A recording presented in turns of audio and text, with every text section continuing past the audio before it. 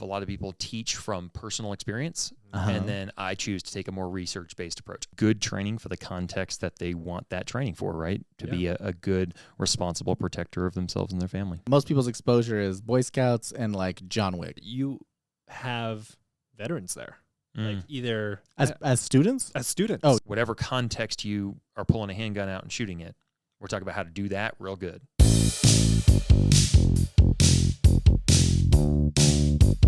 Chris, thank you for being here. Thank you for coming to my house. Yeah. We're in my basement, and thanks for being on the Where to Get The Started super podcast. professional recording studio super that happens to be your basement. It does. Yes. Thanks for being on the podcast. I appreciate it, man. Thank you for having me out. This is great. So you are. We're going to talk firearms today, and probably some things about just to understand you. But you are the owner of Odyssey Training and Consulting. Correct. Tell us what that is. Sure. So Odyssey is a firearms training and self-defense training company based out of Salt Lake City, Utah. I teach pistol class, rifle class, low light, vehicle defense, combatives, kind of everything in between. All of it contextualized and centered around civilian self-defense, right? That's who I am. I'm Joe Schmo, not looking for trouble, right? I have guns and training in case trouble finds me. And everything we do, again, is centered around that. So, I'm never someone who's been, in special operations or anything like that. I'm just someone who's passionate about my safety and my family's safety. Sweet. How did you get to I have where a you very odd story about where I've ended up. But yeah, I've been, so I've been running Odyssey for 5.5 years now. Okay. And I've been kind of a serious student of self-defense and shooting performance for 15 years at this point. Got it. But yeah, I was into guns and, firearms and military stuff since I could walk. I mean, it was just a passion of mine when I was a kiddo. Parents didn't have guns. I grew up in Houston, Texas, but my parents are from New England, and I thought everyone got a gun in right. It's issued to you. State-issued weapon. with next your birth certificate. Yeah, exactly. And your barbecue recipe. That's right. Barbecue recipe. But yeah, no, my parents are from New England, and they weren't very pro-gun. They were kind of gun ambivalent, right? Oh, sure. They didn't hate them. They just weren't about them, Yeah. right? In 2005, so I was 12 at the time, Hurricane Katrina came, hit the Gulf Coast, all that kind of stuff. And about 4 weeks later, Hurricane Rita was a Cat 4 that hit Houston directly. So we had a couple 100,000 refugees from New Orleans stuck in Houston. We had we got to get that whole city evacuated and stuff. So big, troublesome, civil unresty evacuation. And my dad was kind of sitting in gridlock traffic, stuck with his family, and kind of going, if there was ever a time to have a gun, now would be it, right? So after that, he bought a handgun for Christmas and got a deer rifle, and after that, it was off to the races, right? So that was my dad and I's hobby and pastime through all of high school. I competed in handgun shooting in high school. I did a league called IDPA and did that a good bit. And then I went to a Federal Service Academy for college. So I went to a place called the U.S. Merchant Marine Academy in New York. So one of the 5 federal service schools, right? So you got Annapolis, West Point, Coast Guard Academy, Air Force Academy, and us. And our specialty is cargo shipping and logistics. Kind of a regimented, military school, not as hard as the other ones. We're kind of the redheaded stepchild. Yeah. Would you guys be trained on how to fight off like pirates? A little bit, So I mean, in terms of the firearms experience was super minimal, right? So we literally got to shoot 10 rounds out of an M9 handgun in our indoctrination phase the whole time, in the entire 4 years, right? Wow, okay. So no firearms. I took a self-defense class, so that you do some boxing and stuff like that. Right, but that was an elective optional. Yeah, exactly. So not a militaristic, culture necessarily. Right. And then I was on a container ship during what we call our cadet time. So out of the 4 years that you're there, you go out for a grand total of a year on actual cargo vessels to get on the job training. And I was on a ship that was a Maersk container ship that went to India and back. So we went through that pirate water area, Red Sea Straits, all that kind of stuff 4 times. Yeah, 4 times. So we had a security team on board, got to talk to them and stuff like that, but nothing super crazy. That's cool. And then graduated and sailed on cargo ships for a couple of years. And when I was home, I started taking professional firearms training classes. There's it's a niche industry, but it is a relatively big industry on professional firearms training. So I started taking, this guy's class and that guy's class and this guy's class. I was, home with nothing to do. And these classes were intended to train you to do what? Like just like. Yeah, I mean, when you're saying professional firearms training, yeah, to me, I'm like, okay, I don't know what that means. Does totally. That mean like, we want to be able to employ our firearms well, if Sure. God forbid we ever actually need to use them. Yeah. So there's kind of two worlds that we can talk about later about how you build training and stuff like that. But Sure. I use the terms mechanics and applications, okay. but a lot of people use like fundamentals and then like tactics, or there's different words for it. But there's plenty of classes that are there about how to shoot a firearm well. Yeah. It's a 2-day handgun class or a 2-day rifle class, and all you're doing is learning how to run that gun at a very high level. So it's a lot of performance shooting and grading the targets and doing all that to try and figure out how do you run the machine at a high level. Got it. Okay. And then we also have for people who carry guns, for a serious purpose, law enforcement officer, military, concealed carrier, stuff like that. Right, we have a job that we're gonna planning on using that gun for. We have training on how to employ that handgun with whatever level of skill that you have in that context. So for us, that could be interpreted as things like combatives training or force on force training, where you kind of put a big padded helmet on. They give you basically a paintball gun and send you into a scenario with role players, and you've got to figure it out, right? A little bit of choose your own adventure, right? Have you taken, I don't think you've gotten to take a force on force class yet. That's kind of the highest expression that we would consider for the difficulty level of self-defense training. Got it. So when you said you took these courses and you participated as a student, is correct? That right? Okay, so you participated as a student, taking these professional courses, covering either the fundamentals or application. I got kind of turned onto it when I was in high school, because I started to compete in handgun shooting at local matches. I never won anything, but I started to see what right looks like, because that's kind of what we talk about is how you get started on stuff, right? Yes. I mean, I was a kid and I went to the gun range with my dad and we would stand there and shoot the paper target and high five, right? We did that over and over and over, right? Boy Scouts, we would welcome, younger, that's what we would get. Welcome to 90% of... Yeah, most people's exposure is Boy Scouts and like John Wick, right? Right, exactly. So then, I'd go to a match and, these dudes were shooting at just an incredibly high level. I'm like, how are you hitting the target that fast? How are you moving that fast? With that control. Exactly. And then they're like, oh, well, like there's this instructor and that instructor and this instructor and that instructor. And I was like, oh, okay. So I started looking people up on YouTube and stuff like that. And it's like, oh man, these people run very big firearms training companies and they travel the country, taking their specialty, to range. Got it. And then they'd be, I'd look up who was coming into my area at the time that I was free, and like, oh, this guy's teaching a 3-day low light class, and then this guy's doing a vehicle defense class, and this guy's doing this, and I was 19, 19, 20, in that area. At the time, for Texas, concealed carry was 21, so I couldn't even carry a firearm yet. But I'm taking, took all these classes and I enjoyed it. It was a lot of fun and I got better at it and all that. Started carrying a handgun for self-defense, right when I could, and kept taking classes and realized there was a lot more to that than just having fun on the range, So I started saying, okay, like if this is for personal protection, if I'm going to get robbed at a gas station or beaten up somewhere or something like that, like I need to know how to fight. So I dived into the combatives world for a couple of years, did some knife defense, did some more force on force stuff, some jiu-jitsu, all those kinds of things, and then kind of went some other classes and started to get a kind of wide base of knowledge on self-defense training, especially for people like me, because that's who I was. I've never taken like a night vision close quarters battle in houses like a SWAT team class. They're all for me.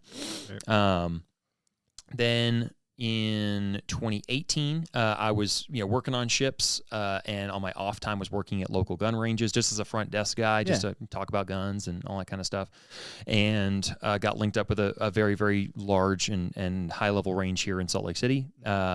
Was a front desk guy for 6 months or so, and then got the training director spot there. So I'd sort of taken some instructor certification classes in the preceding year.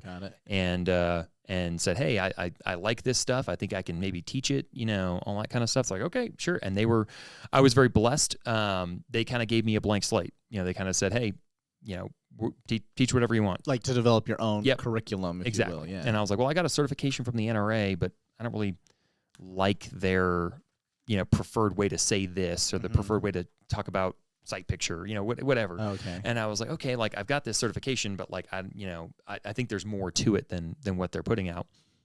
So they, the range that I work at said, hey, if you want to teach basic pistol, advanced pistol, rifle class, of this, of that, you teach whatever you want, right? Sweet. So I was like, great. And it gave me a lot of opportunity to look at building curriculum. I said, hey, if I've got 3 hours, what do I want to cover? Yeah. If I've got only 2 hours, what am I going to change? What if everyone there is really high level? What would I change?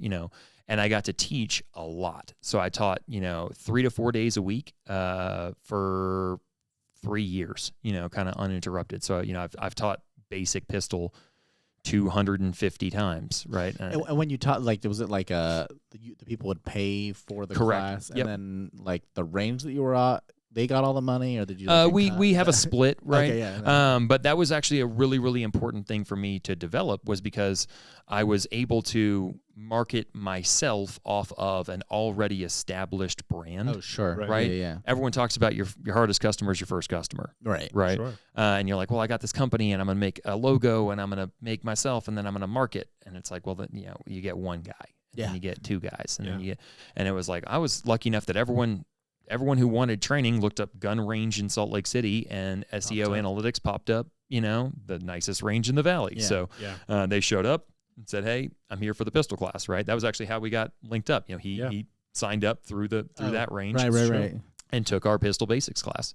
And then after that, he's like, man, this is really, really good. I want to take more. And then the more advanced classes are under my own brand and, all those kinds of things. But yeah, for those years, I got a ton of reps at doing the job on my own. Yeah. A lot of other guys they'll get linked up with another established instructor and do like an apprenticeship or something like that, where they say, hey, I'm your assistant for a year. And they're like shagging targets and moving the ammo boxes around and keeping his mags loaded and giving him a water and watching him teach, and maybe then they're like, hey, why don't you teach this little block? And then they grow and grow and grow. I just didn't get that opportunity. But despite that, I was able to get a lot of repetition at teaching in a compressed time format. And that helped me grow a ton as an instructor and figure out, okay, how do you run the range? How do you, how do you do this? How do you change things if the students maybe aren't at the skill level you expect them to be? Yeah, sure. Good or bad. So it gave me a lot of repetition to that.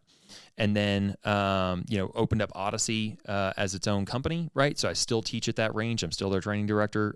We still have a great relationship, and I get to, not only teach classes there, but we also have a staff instructor program. So, looking at things like scalability. Oh, okay. So train the trainers. Exactly. Yeah. So a lot of guys are interested and passionate and hungry and saying, hey, I want to start being able to teach people. And it's like, great, here's an opportunity to learn from me. They get to start getting to coach people on the range. They start to figure out, okay, he's not holding it right. What words do I say that make him hold it right? Sure. Do I move his hand physically, or do I show him what I want him to do? Yeah. Or do I just tell him? All those things, they may not be right or wrong, but how do I combine all those to get the desired end state? And then they get another client and another client and another client. And they get to start really working on the coaching aspect. And then, hey, you get to start teaching the class, and we'll co-teach it together, and you figure out what happens when you're behind time. What happens if a lot of, I'm not going to name any names, Colton. What happens if someone has a ton of questions in class and starts delaying the flow of the course? Seems like something. Who would do that? Seems like a person I know might do. Exactly. Yeah. You're like, shut up. That's embarrassing. Stop asking exactly. questions. I'm a noob. So yeah, that's kind of where we are today. Is I teach, all over the Salt Lake Valley and stuff like that. I teach a lot more advanced topics. I still teach the basics. I still enjoy teaching the basics. I think it's important. And, we're continuing to grow and continuing to give people, in my opinion, good training for the context that they want that training for, right? To be a good, responsible protector of themselves and their family. Got it. So I have a question. If you, speaking to even like a listener who was being interested in your course, where would you draw the line where you feel like a person is ready for... ready for what? Like you're more advanced. Like so the ones that you do under your own company, sure, are those like the more advanced classes? They are. Okay. Yeah, it's a really good question. So that's the line. Like, when does a person say, "Ooh, I'm here," and maybe they haven't taken your other courses, but they're like, "Oh no, I'm definitely ready for an advanced class." It's like, okay, well, if you can do You X. think you're ready. That means you're ready. So yeah, that's a great question. So I've got 3 classes that are kind of a progression. So we've got Pistol Basics, Pistol 1, and Pistol 2. Mm-hmm. Pistol Basics is a 2-hour class. Pistol 1's a 4-hour class. Pistol 2 is an 8-hour class, full day. If you have never shot a gun before, or you've shot a gun on the range, but you've never drawn from a holster before or something like that, then probably Pistol Basics is for you. If you don't know, if you couldn't show me how to load and unload your handgun, you need to take Pistol Basics. Yeah, and that makes sense. Right? Sure. The holster one's an interesting comment, though, because I've shot a fair amount of guns, Gotcha. but I have never Holstered. drawn from one a from a holster with the intent to fire like shoot it. immediately after. Right. Yeah. So yeah, Pistol 1 is the next step, and that's where we cover the mechanics of shooting and loading and unloading and stuff like that. But we're also showing the draw stroke. We're also showing some faster shooting and multiple targets, and starting to get into some more of the decision making, shooting the right target, not the wrong target kind of stuff. So if you are comfortable with your firearm, right, like you can load it, unload it, you can go to the range, you can shoot it, all that kind of stuff, you can take Pistol 1. Right. Okay. The big one with things like the holster would be there's plenty of people who don't conceal carry, right? Not a problem with that. Totally fine. Right. And even if you're not going to concealed carry at the class, you're storing your gun in a holster all day. Right. So it's on your belt, and we're loading mags on the bench, and we're drinking water, and we go up to the front to the line, and we pull the gun out, and we shoot a couple rounds, practice this thing, and then put it away. Right. And then we're going to practice drawing it faster. Yeah. So even if you're like, I'm never going to carry, you still got to know how to use the holster for the class. Yeah, no, that makes complete sense. And then if you are comfortable drawing the holster, drawing from the holster at speed, you concealed carry, on a semi-regular basis or something like that, and you're kind of looking for that next level, that's where Pistol 2 comes into play. We'll cover the draw stroke and how to optimize it and speed it up and things like that, but we're really working into a lot of the performance shooting. How do we shoot the gun and get our hits at a very high level? And a lot of the applications of how do we take that skill with a firearm and apply it, around things like using cover correctly, moving from one position to another, using vehicles for cover, shooting around other people that also have a gun in their hand, all that kind of stuff. So yeah, that would be kind of the progression for, Pistol Basics 1 and 2. And then I've also got things like a low light pistol. I would equate that to Pistol 2, right? So you need to know how to have drawn out of a holster before and stuff like that to go to low light pistol, because you're going to be doing all this stuff in the dark. Yeah. Right. Which is fun. Have you taken low light pistol? I haven't yet. Yet. I need to. Right. Yes. That's That's the caveat. Exactly. Yes. And then I've got a rifle class, full day rifle class, and you need to be familiar with your rifle for that one. You need to know how to load it and unload it and all that kind of stuff. Because we're going to roll right in. It's going to be an intermediate class, right? We're rolling right into shooting the rifle well, and then all that application stuff. Okay. So you don't touch anything, and this is just from my understanding, related to like in the realm of like competitive. Not quite type. I've seen some of those videos, right? Yep, exactly. And that's because it's gotten really, really popular nowadays, and it's a really good thing. So I compete in another league called USPSA when I can. I've never won anything, and I'm not good. But it is a great way to test yourself, apples to apples, against another shooter, right?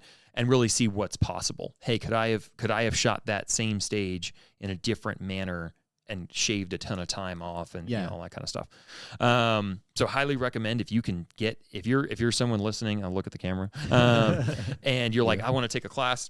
If you know how to shoot, you're super comfortable. Like you can shoot your gun, you can draw your gun, you've moved around with your gun, and you understand range rules. Go into a competition. Value for time and money is a great way to get better.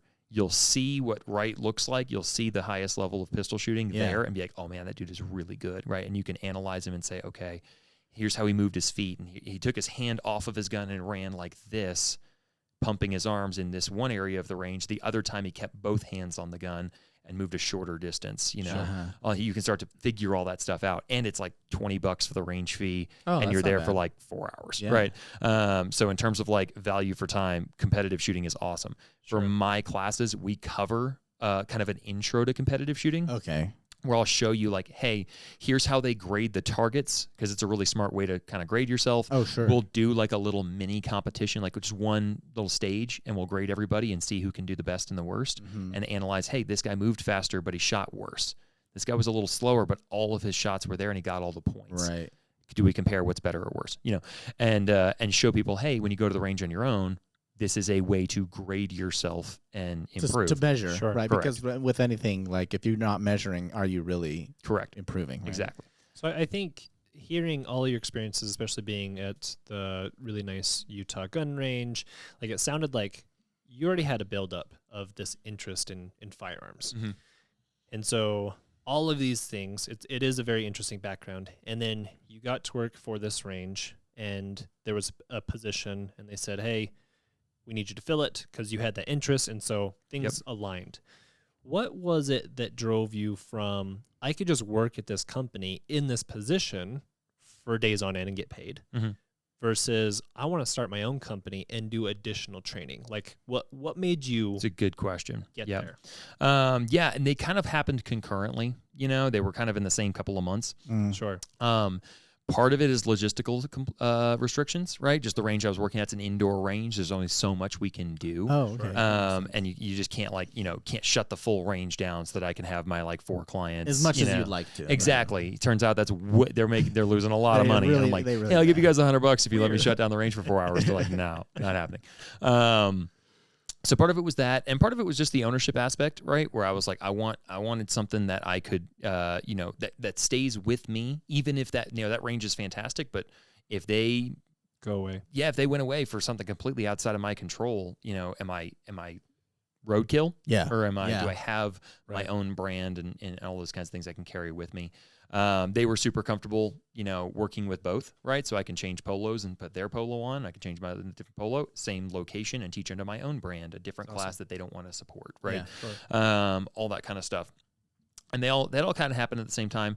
And it was more about having something that was mobile and liquid, and that if I needed to leave, or they needed to go away or something like that, I wasn't left with nothing. Sure. And then the logistical constraints of only teaching at that range, because I've gotten to teach at plenty of other ranges. I get to do private training where you traveled the States too, right? I have gotten to. We traveled for our first mobile class this summer in May. Awesome. Taught down in Texas. Awesome. Really, really nice range down there. So was grateful for that. I've got a lot of connection in Texas, so I'd love to keep teaching down there and Very cool. spreading the message. So you mentioned earlier that, you joked about John Wick, right? Yeah. It's either people know about sitting in front of their TV, playing Call of Duty, watching movies like John Wick, and that's kind of their inspiration, or they have some sort of formal training previously. Mm-hmm.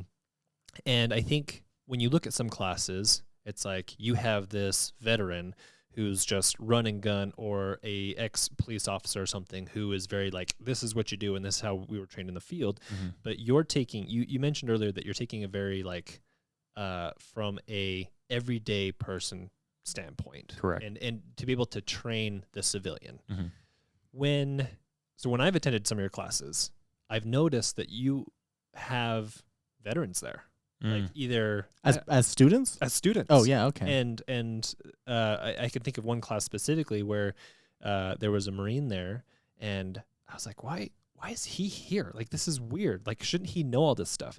So how do you bridge that gap of what the military doesn't train those people to having people that have no idea to handle a gun, and to get them to that point and kind of have a level playing field? Because you said earlier of you have a 4-hour curriculum or 2-hour, and kind of cut things down based off what people are experienced. So so how do you gauge that, and what do you do in order to know that what you're teaching is going to be applicable to all students? 100%. It's a great question.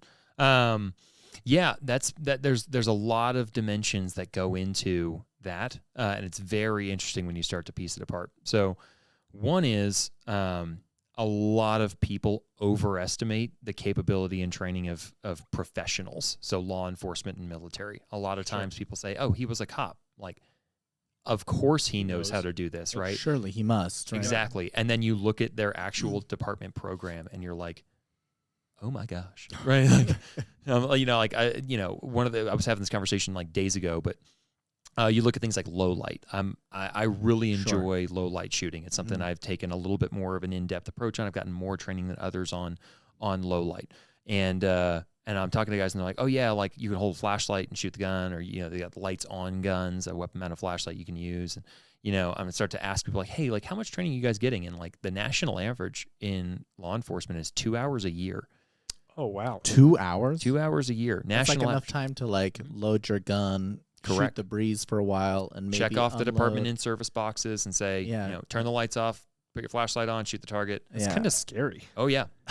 And looking at, you want to guess a percentage of how many officer-involved shootings happen in low-light settings? I'm going to guess 60%. 72.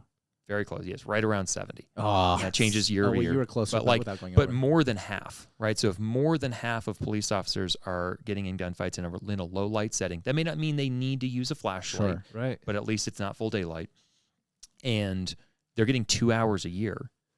I mean, how can they ever get to a level without training on their own, right? Yeah. So, yeah, guys in the military, and I'm more of a pistol guy than a rifle guy. And you talk to guys in the military, and most of them have never even issued a pistol. They get one qualification about how to shoot a handgun, and they get the ribbon on their uniform, and then after that, they're issued only a rifle or that's common. Oh yeah, very common. Certain people get issued a pistol, but it's more rare, right? I did not know that. Yeah, like a normal infantryman, right, wouldn't be issued a pistol. Yeah, They're like issued a an rifle. M16 or something, yeah. The weight of a handgun and 2 spare mags could be 3 or 4 extra rifle mags. So why bother? Right? Exactly. Like the bad guys are all on the other hill. They're all over there. Like, why do You're not going to get close enough combat. Totally. Most of the time in military. So, I look at guys who come from the military and they just haven't had that much training on it. A lot of their training is not that great, just because it's like, well, who taught you? With like, well, my sergeant. And I'm like, that dude's 3 years older than you and like has gone through, and like his sergeant taught him. Like, it's not like he went through a formal program or certified, deal. So I'm like, okay, like let's look at diving deep in the training. But we respect people that have chosen that profession, right? And they've chosen to volunteer and go be a police officer, go be in the military, all those kinds of things. And even if they do have really good training, so even the guys that are really squared away and stuff like that, and like, hey, here's how we did it in the military. I deployed multiple times. I have real world experience of what this looks like, and you should do it this way, whatever tactic or things like that. And it's like, bro, you are not in the military anymore, right? Like, if you're telling me that I need to do X in the Walmart parking lot so that I can let Bravo team flank and throw a smoke grenade, like, I ain't got Bravo team. Yeah. I'm not that wealthy, if I just carry around a team of security guys. It's just you, your wife, and kids. Right.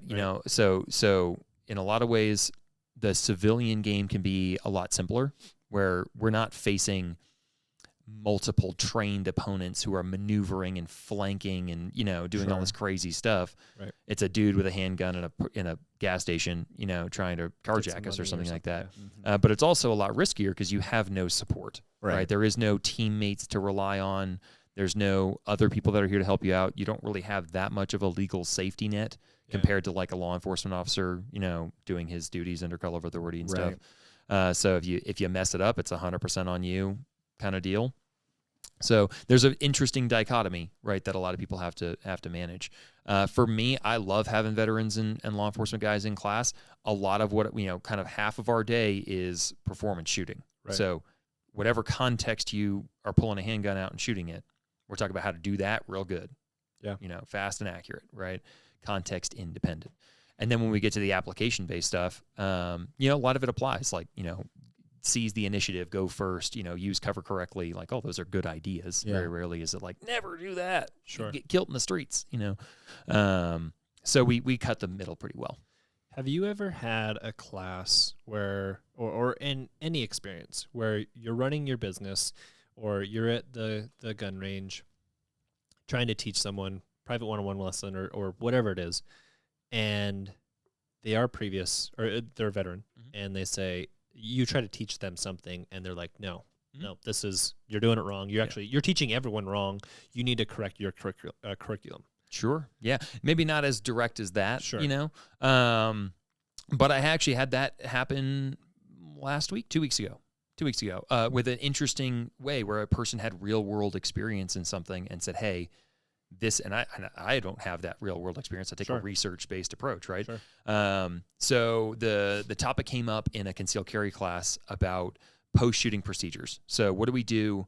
We have gotten our gun out and we have protected ourselves. Right. What happens next? Yeah. Right. A lot of people have never thought about that. They just stand in the middle of the open, don't move, and just kind of hang out, and the police show up and they got a gun in their hand. Like they're just like, I didn't even think that I had to do stuff. I thought I would just shoot the bad guy. Right. So we talk about improving position, calling 911, all these different things.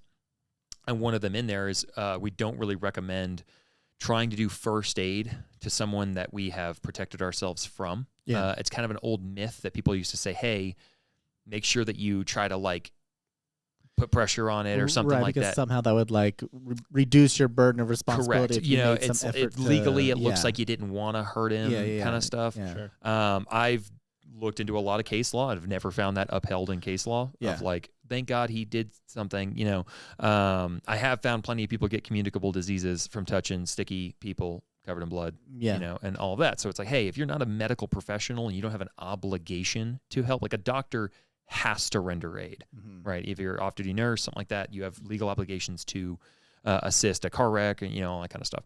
But if you don't have that, we don't really recommend it. This person was immediately life-threateningly dangerous to you 5 seconds ago. The idea that we're going to get closer to that person doesn't really seem like a smart idea. They might have a second weapon. Their gun, they rolled on top of their gun or something like that. They try to fight you for your gun, and all these kinds of things. So our general recommendation in a compressed class format like that is, hey, don't give first aid to people, like improve your position, get some distance. Hey, don't move, all that. I don't want them to die, certainly. But I have to, I'm here for my safety, right? Like this is what I'm here for. And if I have to make that trade, I'm going to make sure that I'm safe, right? Sure. But no riskless endeavor exists. And I had a gentleman who was a fire, he's like a professional firefighter, fire marshal, something like that. And he said, nope, you need to render aid. And I was like, well, most people here don't even know how, right? Like they've never taken a trauma medicine class. They wouldn't even know what to do. Right. And you're imposing a lot of risk by doing that. He's like, I've had people at my feet bleeding out, and I can tell you, you're going to want to render aid. That was it? Yep. And I'm like, okay, like, I hear you. Sure. Do you understand the risks of telling people to do that? He's like, well, I'm like, okay. So in my seat, sure, I really can't tell them that that's a smart idea, And he's like, oh, okay. But like, and I'm like, and the hard part is stuff like, me being up there saying, do this or don't do this. That person went through a traumatic experience. Like that's hard, right? Like I never want to have to go through that, and I'm sorry that he had to. That's a bad day, and a lot of people have a lot of unhealed stuff that comes up in class, right? They're still processing, right? And they sometimes don't even know they are, and they look at like, well, I rendered aid to this person, and I need to know that what I did was the right thing 5 years ago. If you say something that contradicts that, does that mean that I was wrong? Do I have to process that I made a mistake?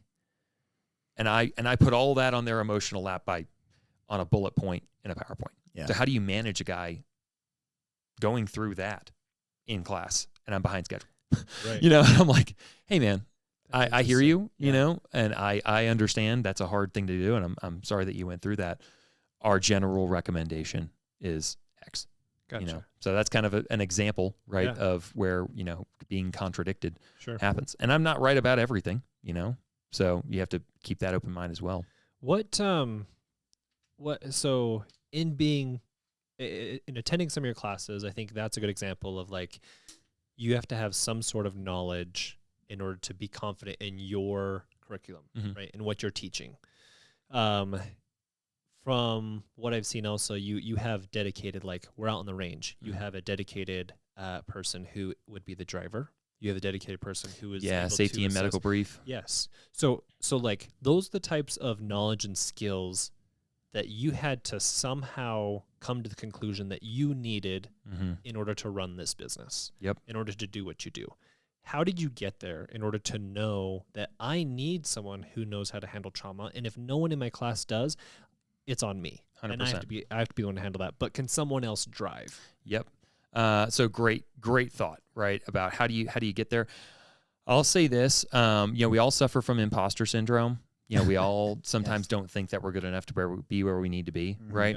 Yeah. And I went through that. I guarantee literally every single night before a new class, right, is always like is it going to go well? Is it going to go well? Have I thought about this? Have I thought about that? Oh my gosh, what if they don't think I know what I'm talking about, right? We all go through that. I found a lot of confirmation that I was on the right track going to other classes as a student and seeing how other people do this, right? So, for example, when I took my first instructor certification, I took, the 2-day NRA Basics of Pistol Shooting class. And this is the class that You are now a certified instructor. So they teach you for 2 hours, and then you get the 2 days. Yeah, or 2 days. Excuse me, not 2 hours. For 2 days, and you get the certification that says now you are certified by the NRA to teach other people. Teach their curriculum. Right. Okay, got it. And I showed up, and it was my first time. Like, hey, I'm here to be an instructor, and I looked left and right at the rest of the student body and was like, oh, they're like I've taken a lot more training than a lot of other people who think they should be doing this job. To be instructors. Oh, right. The amount of other people that were like, well, I took a class from my friend, and they said that it would be fun if I taught classes with them. So I'm here to learn how to be an instructor. Got it. Wow. And I was like, do they pass the class though? Yeah. Okay. But what's passing, right? It's an open book test and a static live fire qual, just no holster work, nothing like that. Just stand here and shoot the target. No coaching qualification of, hey, watch someone shoot. They're going to do something wrong. Find what they're doing and correct them. Sure. That's what an instructor does. Yeah. Right. That's what I would say. Yeah. 100%. Right.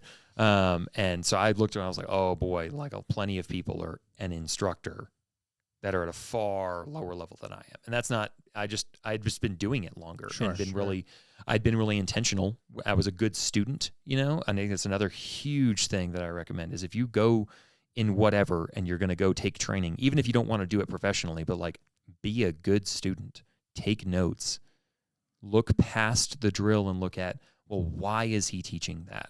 Right. Oh, this would have made way better sense if he taught this in the morning. And it would have made way more sense to do this other drill now, and you can do all that kind of stuff, even not just gun stuff, but, I've taken a ton of medical classes, and looked at like, okay, this guy's teaching to do it this way medical wise. And it's like, I went and read a book on it afterwards and said, okay, the recommended thing is actually not that. He's actually outdated on his curriculum, and take it seriously. Right. So, to your point, Colton, about the safety and medical brief, right? I'd been to, 8-10 classes or something like that, and I took a 2-day entangled shooting class. So it's all about shooting within 5 feet in body contact with another person. So it's a wrestling with guns class. A lot of that force-on-force stuff, padded helmets, beating each other up, and then you got a paintball gun in your waistband. Don't get your gun taken away. Don't let him get his gun out. You're doing all that fighting over gun stuff. Gotcha. And the instructor who taught it, one of the best instructors I've ever seen. I've trained with him 5 times since then, and I always try to take the opportunity to train with him. Very, very well put together professional class, and he had a very, very in-depth safety and medical brief that I had never seen before. And I was like, oh man, like all these other people that are good instructors, they didn't have it. They just kind of said, hey, here's the 4 rules of firearm safety. If you break the 4 rules, you get kicked out of class. Let us know if any questions, right? Like, okay, And then I saw a guy go, hey, like we're here, we're at a facility an hour outside of town with 8 strangers, and we're about to shoot guns around each other. So like, how are we going to do that in a safe manner? Yeah. 4 rules of firearm safety, all well explained, why we do them, all that kind of stuff, and then saying, hey, we have a designated medical person, because a lot of times, like I've taken however many medical classes, but there could be a, ER trauma surgeon taking the class as a student. Yeah. Sure. You don't ask the question, and it's like someone gets tagged and he starts running over. It's like, hey, dude, get out of here. Like, we're trying to deal with this. It's like, right. Bruh. I know. Yeah. Exactly. So you want to leverage that experience, So we say, hey, there's a designated medical person. There's a designated 911 caller. We like that to be a local who knows the range, maybe a member at the range or a local police officer or something like that knows how to communicate to dispatch. We'll have that designated 911 caller, make sure their phone has service, and then we'll make sure that we have a designated driver and a designated vehicle with keys, in a cup holder on the lap of the driver's seat, something like that, and say, hey, if we needed to, and this can be a gun shot, but this is also, snake bite, roll an ankle, debris in the eye, whatever other things that happen, any right? medical emergency. Slip and fall, bonk your head on a rock, whatever, So we have a vehicle that we can drive someone. It's got keys in it, and we know where we are. We've got a dude who can call 911, and we've got a trauma guy with a kit that if it's his, he's got his own medical kit and he knows where all the stuff is in it. Use that. If not, we bring one, right? Yeah. So I found that out by taking a class as a student, and I saw another instructor just do it, right? And then I said, that's the way it should be done. Yeah. I never went through an instructor program that said, do it this way. Do it this way, right? So it's kind of that almost apprenticeship, right? But learning from someone else just doing the job. Yeah, it's interesting to hear as you're talking about it that there's like people really underestimate the amount of work that goes into curriculum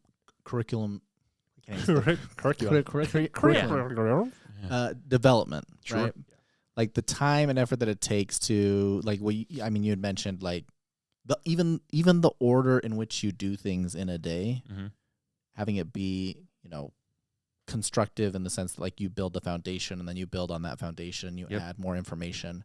And then especially on multi-day courses where you're going, hey, from here's things that you took from the day before, and we're now going to carry it over. Exactly. Yeah. And then giving the tangible application to say, hey, now we're going to take this thing that we've taught you and make it more salient in your mind. Right? Absolutely. That whole process of building that curriculum is more difficult than people realize. Well, yeah, and I mean it brings in a lot of like the.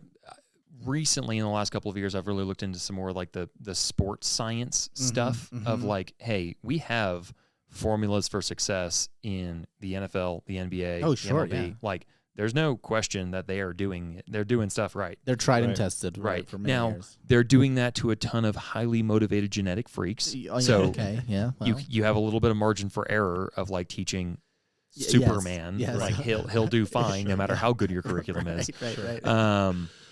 And then I get Colton on the range, and I'm know. all my stuff's got to be dialed. Slow down. Use big letters on your presentation so he can read them. Right, exactly.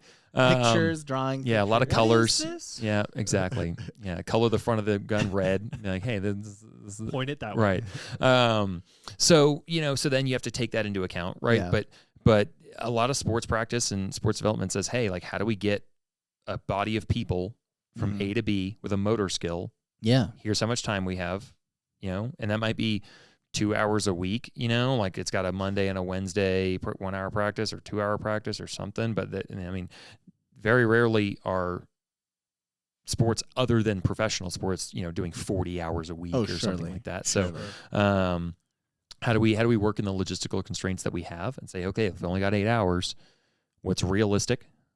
They need to know more than that, right? Like we wish we could have 40 hours, right. But we don't have 40 hours. So how do we fit what's important in that? Are we going to get them again? This is a big difference between civilian and law enforcement training, where a lot of guys, it's like, I know I'm going to see you next week at whatever. So we can cut this or that because we can just pick it up next time. Right. Especially in things like combatives and martial arts, right? Yeah. Where it's a 1 hour afternoon, thing, and they're showing a move, and it's like, oh, but we're out of time. We'll see you guys on Thursday. Yeah. Right. Sure. Well, you don't have the opportunity to see guys on Thursday anymore, right? Right. Unless they come back and are returning students and all that kind of stuff. It's been a very interesting experiment, and I've not done it correctly all the time by any means. I've driven away from class going, oh man, that new drill was a mistake. Like, it should not, we're not going to do that again. It wasn't unsafe or something that, but the learning objective just didn't connect. You didn't do what you didn't accomplish the goal that you had set out when you designed it. And you're gonna do that. You're gonna fail, in certain ways, but you have to try. There's plenty of dudes in my world that haven't updated curriculum in 15 years, right? They teach the same thing at the same time, forever. And it's like, hey man, have you experimented with figuring this out or that out, and try to see if there's a better way to do this. Yeah, and in some cases, like, not just in this conversation, but what I've seen, like even like concealed carries, like in some myself personally, I'm sometimes surprised how low the bar is for like certifications and approvals and being able to be like, You're Yeah, it's an interesting dichotomy, Yeah. right? The gun Yeah. rights, good. Gun rights. kind of discussion. I 100% Sometimes, agree with that, right? It's like the idea of like we have the Second Amendment that is Yeah. there. You have the right to bear arms. but not irresponsibly, right? Sure. But it doesn't explicitly say that, Exactly. which is where people get caught And up that's, on. I mean, I'll tell you this: driving here today, I was driving through a parking lot Yeah. and saw a dude get out of a pickup truck with his wife and 2 kids, and in his back blue jeans pocket was an exposed handgun. That doesn't feel Nice. like the right Magazine way to carry in. it. I don't know if it was chambered or not, but Sure, but it it's still doesn't feel like sticking, a grip sticking out of the back pocket, yeah. you know. And I was like, Jesus wept, right? Like, bro, like what are you doing, right? And that's not illegal. It's not. Right? It's not. and I'm not saying it should be, but it's irresponsible. So Right. how do you stay up on, like you said that other instructors can be teaching 15 years of outdated stuff. Yeah. What do you do to stay up on that sort of stuff? So you are kind of like, Totally. I mean, I don't want to say like on the cutting edge, but kind of on the cutting edge of what you're teaching or your relevant, students. Or right? at Like least. staying Yeah. relevant to the threats that Yeah, we what have, do right? you do? So this is a dichotomy that we have in our world of a lot of people teach from personal experience, and then I choose to take a more research-based approach. I don't have personal experience, and I've never lied. You know, I've never been anything but open, and I hope not to. Like, this isn't a good day, right? No, not for anybody, right? Exactly. Much less if you lose. Yeah, right? right. Like victory is not owed to you by any means, right? Yeah, So a lot of guys say, "Hey, this one time right?" Or like, "Hey, I went through a shooting, or I was deployed to Iraq, and this happened, and like I've seen combat, or I've been a law enforcement officer, I've been on 1,000 SWAT entries, and this is what fighting inside a structure looks like," and stuff like that. And we want to leverage people's experience. It's important, right? It helps us grow.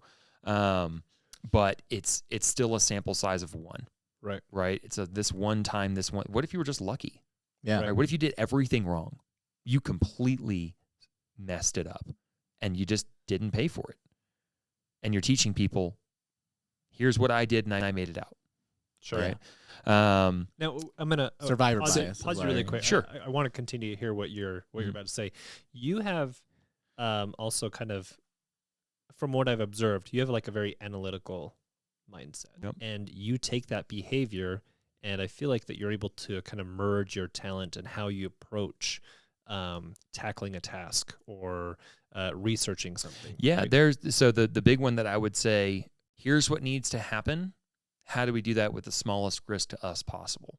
You know, does that take, more time? Do we need to use a different technique? Do we need to double check with somebody else? Like, that's what you look at in the computer world, right? But looking at, hey, if we're saying our end state is you having a peaceful, happy, safe life, and we're trying to mitigate your risk, is walking around with a handgun in your back pocket the smart tactic? No, that might invite trouble. Right. Sure. That might invite somebody politically doesn't like guns yelling at you in a Starbucks, and now you have to manage that problem, Right. which you wouldn't have had that problem if you had your gun concealed. Or if somebody was planning on doing something, and then they obviously see you as a person who is in possession. Very clearly, there's their weapon. That's a person I should be shooting first. Right? Yeah. Exactly. And so all these are risks, right? So how we mitigate risk is important. So to that point, I choose to take a research-based approach to my training. So we look at, what does the problem actually look like? We can look at studies, data, research, all that kind of stuff, and say, hey, what does a carjacking look like? Is it multiple? Is it more likely to be multiple opponents, or is it more likely to be one guy? Yeah. Well, there's a study on that. The National Crime Victimization Survey came out with an awesome 20-year study on carjacking in the U.S. and came out with their percentages. It's open source online. Yeah. So you can Google it and say, okay, well, 90% of the time people are carjacked while solo, and 10% of the time they're carjacked with an occupant with them in the vehicle. So understanding, hey, probably not going to have your family with you when this happens, but it could happen. What are some things you may have to change, right? Yeah. There's other good data points on that thing, but that's what I start to look at. We have a video database, so we actually look at security camera footage, dash cam video, body cam, that kind of stuff, and say, hey, what happened in this thing? We break it down with, I think we've got 120 some data points per video. So we'll look at how many rounds were fired, how many rounds hit, where did they hit, how quickly did it stop the threat, did someone use cover, did it matter, did someone move, did someone shoot one-handed, were they injured despite them trying to protect it, was there a legal issue after? All that stuff we put into a single video. Ripping it apart. Yep. And then we just dissecting. rinse and repeat, rinse and repeat, rinse and repeat. We've got a couple dozen videos at this point, and we can start to look at the trends and say, okay, here's what the problem looks like. And then from there, we reverse engineer solutions. Sure. So if someone says, oh, well, you don't need to shoot, targets on the range past 7 yards because statistically, you'll hear people say that, they have no data to support it, right? There's like, statistically, it'll be close range. And it's like, well, we have a number, right? And we have a percentage and we have a probability and say, hey, for our basic class, maybe we only go out to this distance. For the advanced class, we go out to a farther, and we can start to cut the pie up and say, hey, what's more and less important when it comes to training, right? And I can do that with drills and stuff because I feel like it. And this drill's really fun, or it's like, oh no, this is actually relevant to the problem we're trying to solve, so that's how I've chosen to stay relevant, right? And improve and change and grow. Sure. That doesn't mean that's the only way to go. If you had personal experience, that's not a bad thing in there at all, but we don't want to use, kind of like we talked about earlier, like the sometimes trauma of an experience to try to validate your curriculum today. Sure. So, long-winded answer. No, I think it's a great answer. I think which kind of lead to my next question would be like, okay, and you brought up a little bit like people go to these NRA courses or whatever to get their training to get certified, and some people have like real life experiences where they say, okay, maybe I can go and teach this. So what would your advice be for somebody who said, oh, you know what, I really think that this is the kind of thing I want to do. I want to be an instructor for firearms. This is where I want to go. Like, what would you say? Hey, this is where you should. Are you asking me how to get started? Oh, no, man. What? Yeah, man, it's a great question. You are going to need some certifications, right? So a lot of people say, hey, the certifications aren't that great, so they bypass them. Especially for things like the concealed firearms permit class for the state of Utah, right? You have to be a certified instructor. But I would definitely say link up with a mentor, like that, the ability to watch someone look behind the curtain a little bit. Yeah. And I've got dudes that do that with me, right? Where they're hungry and they're like, I want to take in your classes as a student. I want to take your classes as an assistant, and they're not being paid to be there. Yeah. They want to see you do a wizard. What's he doing behind the curtain, right? Yeah. I'm not charging them money, right? But, but they're not getting paid to be there, but they're apprentices and they're starting to learn. And I'm giving them more opportunity. I'm like, hey man, you've seen this class 4 times now. I'm going to give you the curriculum. I want you to take this block and I want you to teach it here in 2 weeks. So in 2 weeks, you're going to be the dude teaching rifle recoil control. And we can put that together beforehand. Yeah. Right. When you say mentor, are you like, is it specifically another instructor or a police officer? Yeah. Or another instructor, Okay. another professional instructor. Okay. Right. There's plenty of dudes that are in a uniform that are very, like I talked about at the very beginning, gun ambivalent, right? They don't hate guns, but they're just not about them. Right. And they carry one because it's department policy, and that's kind of it, right? Gotcha. But if you have someone like who is an instructor at the academy or an instructor at the PD, and all that kind of stuff, and you say, hey, like, what are you guys doing for your training for this? And what are you guys doing for your training for that? Definitely helps. But start to take classes, start to be a student, be a good student. Be the ideal student, right? And when you start to have a depth of knowledge, right? And I would say go deep versus going wide, right? So pistol. Specialize. Just pistol, right? Rifle. Just rifle. But if you start to say, well, I took this one class on this one thing and this one class on this other thing and this one class on this other thing and this one class on this other thing, it's like, man, if you could have taken 6 pistol classes and gotten a lot more perspective on different people teaching pistol in different ways. If you want to teach, right? Yes, if you want to just be a well-rounded concealed carrier, you don't need 6 classes. You take a class on this and a class on that, medical this and a vehicle defense that, and you get a lot of knowledge for yourself, right? But if you want to teach, you're going to need depth, and then nothing's going to beat tenure and having the reps, especially when it comes to coaching. Yeah, I was super blessed by having the opportunity to do that a lot, and the same basic pistol class, the same 2 hours, the same PowerPoint in 18 months, not 10 years, like in a short period of time, doing it a ton and really learning how to see that coach's eye of here's what they're doing with the gun. I'm watching the correct thing. I'm looking for the correct error. There it is. I saw it. You can even put it on video. I've been doing that a lot with video diagnostics lately of saying, hey, how'd your grip feel? Oh, it felt great. I'm like, here's your video. You can see your grip slip on the gun half a second before detonation, right? So that's a way to do it.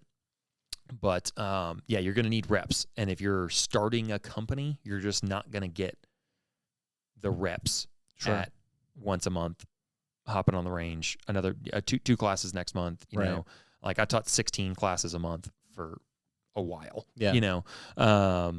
and if you have the opportunity to have a mentor or someone who's the training director at your local range and say, hey, I'm a part-time employee guy and I teach the front desk and do the front desk stuff and stuff like that, but like, can I come to class and like see you do this?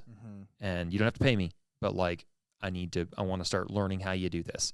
And and all of us love that. Yeah. And I was here, man, email, share. Here's my 37-page curriculum that I wrote on this. You use it, if he moves, he goes with it, all that kind of stuff. A lot of people will be very giving of why they teach what they teach. And hey, here's this and that, and it helps a ton. So I would say, that's cool. Find a mentor, look for depth, and you need the reps. At this recording, we're mid to late September 2024. We have elections coming up. Yeah. How have you seen kind of like the political climate impact a company such as yours, especially in firearms? Totally. A lot. I'll tell you that. The political landscape affects firearm related things quite a bit. For me in 2020, right? Obviously, we had all the George Floyd riots, we had COVID, and we had an election all in the same year. Each one of those was like a 2-month spike in all firearm-related activity. Gun sales, ammo sales, training classes, all that kind of stuff. Sure. And our expectation is that's probably going to happen no matter who wins. The fear, politics is a very fear-based thing nowadays. So, yeah, you're going to see a big spike in especially, November timeframe of I want to take a class and all that kind of stuff. So, that's not, people are getting educated. If you're going to do something, I would recommend you get educated versus going and buying 8 rifles and go sticking them in your garage. Right. Sure. So, we're glad for that. We're grateful, but it is a spike and it's that reactive mindset. So, I would say, if you're, I don't care if you're listening to this 10 years from now, like, be proactive. If you know it's something you need to do, that thing you need to buy, that, we got to stock up on water, whatever, don't wait for the election year to try to grab ammo and try to find a class and all that kind of stuff. Be proactive, but politics is definitely a facet of gun stuff. I enjoy responsible and well-trained people on all things in my society. Right. I love well-trained, responsible drivers, well-trained, responsible gun owners, all that kind of stuff. Right. We're all adults, and it's our adult responsibility to be competent enough at the things that we own. Boating license. I didn't think about licenses, but like, don't buy a boat and like never take a boating class, right? Like, wait to be like, I got this new boat and all that kind of stuff. It's got all these engines on it. I was like, cool. I never driven a boat before, but we're gonna figure it out. Yeah. It's like, family, come on board. Let's go. Exactly. Take us out to the lake. It's like, bruh. Yeah. No, I would agree. I mean, you can never go wrong by becoming more educated, 100%, better informed, and like putting forth the effort to get the right information. 100%. That's never the wrong thing to do. It's a great way to say it. Yeah. This has been fun for me just because I'm like, I've taken, I think 3, 4, I think I'm like either 4 or 5 of your classes. Yeah. And I think like how you approach it, I either got really lucky and I went to said big range. I was like, this guy knows what he's talking about. I'm just going to like latch on and we're good to go. Sure. What drives you to continue to do this and run Odyssey Training, and continue to do classes instead of like, hey, I know what I need to know. I've shared some knowledge. I've taught some classes. I feel pretty good. I'm done. It's a good question, man. I find a ton of fulfillment from it. We all look for significance. We all look for purpose. We all look for why we're here, right? And I think that I'm built to do this. I'm blessed in the manner that I've found what I'm made to do in some ways. I've still found that it's incredibly purposeful. I get to make a difference. I get to make my entire community better and safer. And I get to help people build themselves into a more competent person, right? I've gotten, students that come to class, once, and then they come back to class 8 months later and they're way better. And I'm like, bro, you did not take my class, do nothing for 8 months, and then come take my class again. Like, oh yeah, man, like I took your class. I realized that I wasn't where I thought I was. Sure. And it was humbling. And then I started taking other classes. I took this other guy's class. I did my dry practice, and I did this, and I went to a competition, and now I'm here again. I'm like, rock on, man. Like, this dude is now extremely skilled and competent with his handgun, right? Yeah. So I love that, right? Yeah, it's a sacrifice.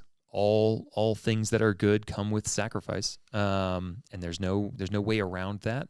Sure. And a lot of people look to avoid it, and then when the sacrifice becomes hard, right? Then they stop, right? And there's nothing wrong with that. There's certainly a cost that would be too high to pay. Sure. But my wife is incredibly supportive and knows the importance of this to me, and we make it work, and we balance things, and we communicate. We say, hey, don't put another class in the books next month because it's overbooked, right? It's like, yep, 100%. Sorry, honey. Yeah. If you're listening to this, I love you. We need a date night. But yeah, we have to be intentional with our relationship. I got to be intentional with my kids. I've canceled class on, family injury, right? Yeah. It's like, hey guys, sorry, I'll refund you. I'll reschedule you. I'll help you out. Do this class privately for you. No extra cost, whatever. But I got to go. It's part of running a business, a part of doing things that require sacrifice. But I don't think I'll ever stop doing it. I may not do it any more than I currently am. Sure. Because right now I can sustain where I am. Seasons of life change. I got 2 under 2 right now, 2 little kiddos. So life is very busy. But if they grow up, maybe I teach more. There's nothing saying I can't do that.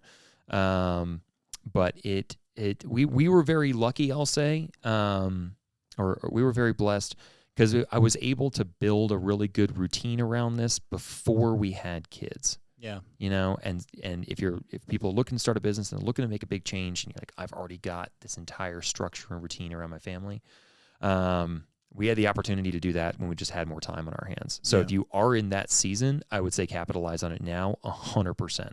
Like, don't wait until you've got 2 kiddos and all that kind of stuff to try to change the world and change your life, right? If you've got if you're single right now, do anything.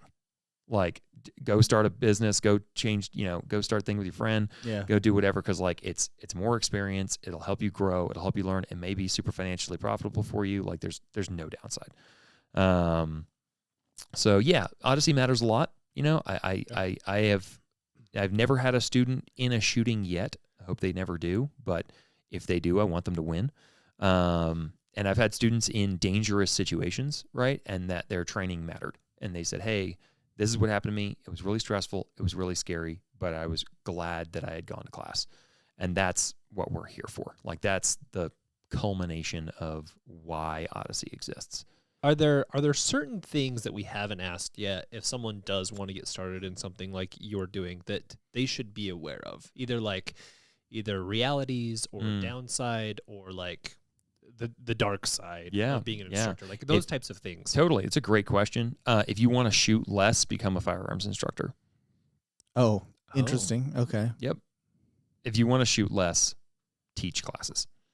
There's dudes that I know that are on the range every weekend because they like shooting. Mm-hmm. They're good at it. Mm-hmm. They're improving themselves, all that. And they shoot 15,000 rounds a year. And then they start a training company and they shoot 6,000 rounds a year. And It's like, because they go to the range to teach. Right. And they do their demos.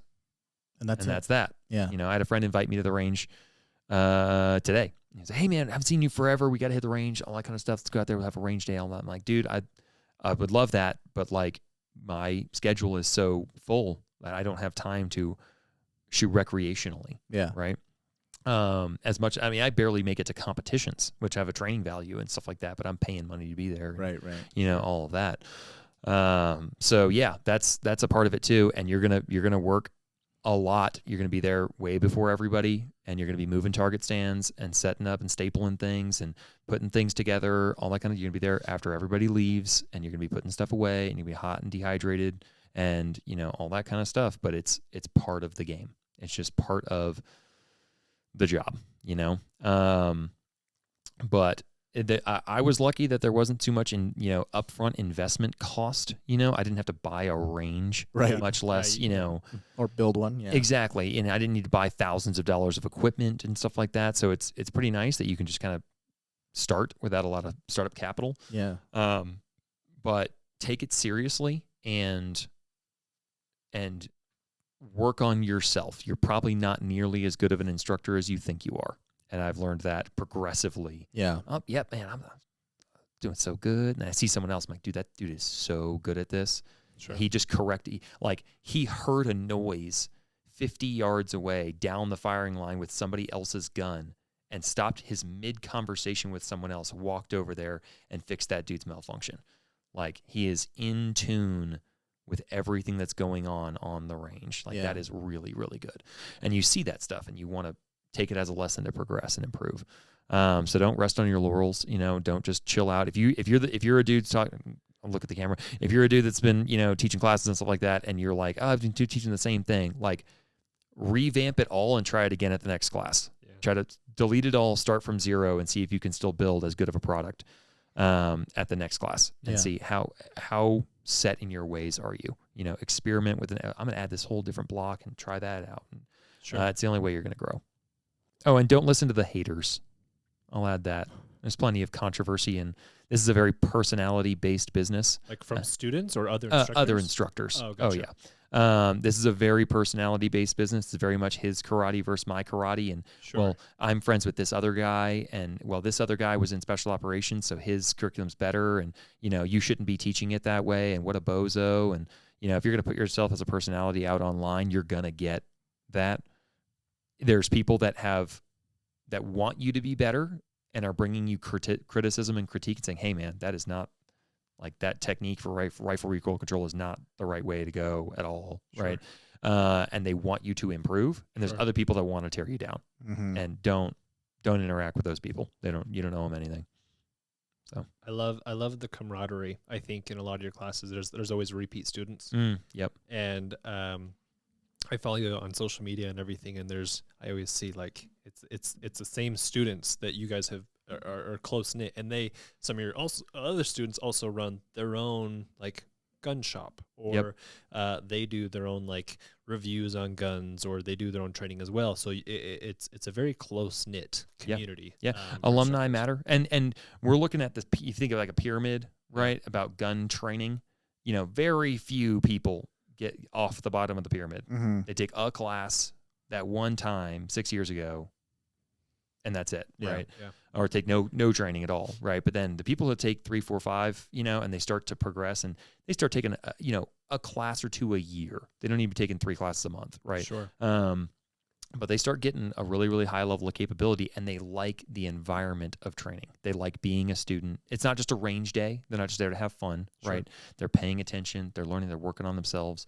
And it's that upward feedback loop where they start getting really good. Yeah. You want to plug your business and any information or? So Odyssey Training and Consulting, ODYSSEY Training and Consulting. My website's odysseytrainingllc.com, ODYSSEY Training LLC. Yeah, the public school system failed, and no one knows how to spell Odyssey. It's shocking, right? I have a Honda Odyssey, and that's how the only reason you're reading the back of your car. That's right. Yeah, so on Instagram, Odyssey_TC is my Instagram. Put plenty of stuff up there. You can make your feed a little bit more productive than cat videos, right? Mm-hmm. But yeah, so we got classes all over Salt Lake. We travel for classes, so if you're hearing this and you're not nearby, hit us up, email us, all that kind of deal, and we'll see if we can set up a class local to you. And if you ever want to want to, do stuff together, we're always, our doors are open. So we do collaborative classes with other instructors a ton, where we co-teach things together. Really positive experience for students and stuff. So yeah, that's us. Awesome. Chris, thank you again for coming. Thank you, Colton. I appreciate it, man. Yeah, Absolutely. It's great meeting